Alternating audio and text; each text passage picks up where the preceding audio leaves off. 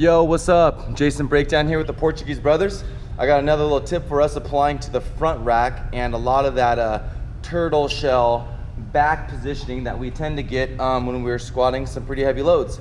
I got a quick and easy tip that might help us out big time with how we're controlling that thoracic spine. So, jumping right into it, one of the biggest things that people tend to do on their front rack is actually kind of don't get it back far enough deep into their shoulders, up on their collarbones, and it's proportionally kind of, leverage wise, putting too much weight falling down forward. So you have to have a tremendous amount of strength to battle against that if it's too deep or too shallow on the shoulders. So one of the big things you always want to make sure and do is, again, open up those lats, of course, as much as possible before you get yourself in those good front rack positions. And number two, when you're kind of getting yourself off the rack or repositioning from any sort of positions kind of going into a front squat perhaps, getting that barbell to sit as deep as you can, so therefore it sits as vertically as you can, stacked up on your spine.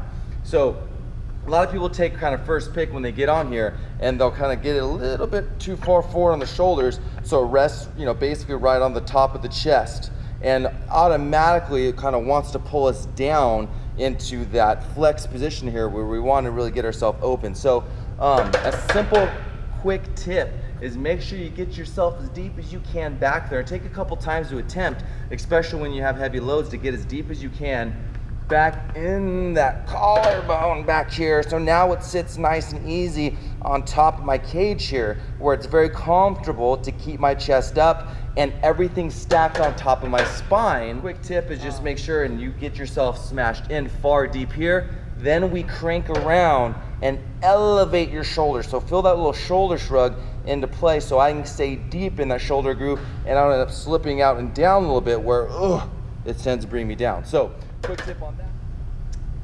I will see you guys later.